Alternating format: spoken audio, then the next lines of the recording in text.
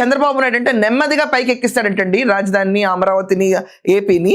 జగన్ గెలిస్తే ఒకేసారి కింద పడేస్తాడు అని చెప్పి ప్రచారం చేస్తాడంట చంద్రబాబు నాయుడు. పైకి మెల్లగా ఏం కాదు, సూపర్గా వెళ్తుంది.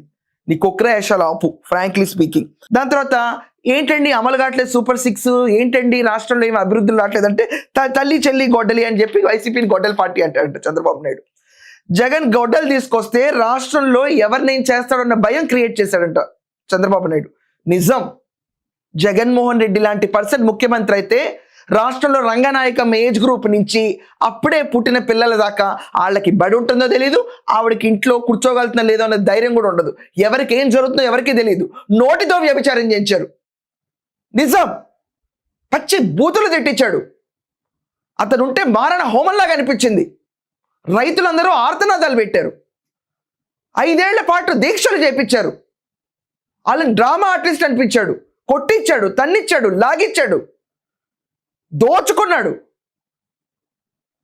అదొక రకమైన చరిత్ర. అలాంటి చరిత్ర మళ్ళీ రాకూడదు ఆంధ్రప్రదేశ్కి.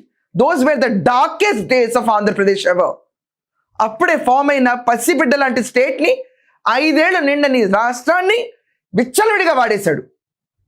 చే అతను వస్తే నిజంగా గొడ్డలు చూసే భయపడతారు. ఇంకోటి చెప్తాడండి, జగన్మోహన్ రెడ్డికి ఇదేంటంటే జగన్మోహన్ రెడ్డికి ఉన్న ఆయుధం గొడ్డలి, కావాల్సింది సిబిఎన్ ఏబిఎన్ అంట. చంపేస్తారా? జగన్మోహన్ రెడ్డి గారి చేతిలో ఉన్నటువంటి ఆయుధానికి కావాల్సింది కూడా సిబిఎన్ ఏబిఎన్. ఏయ్, బ్రాడ్ డే లైట్లో బెదిరింపులు ఇస్తున్నావు, సిబిఎన్ ఏబిఎన్ కావాల్సి వస్తుంది ఏంటి? తమాషాగా ఉందా? తిరగబడితే జనాలు నీ పొదిచినట్టు చూశారు కదా. బూట్ పాలిష్ చేయి ముందు నువ్వు వెళ్ళి.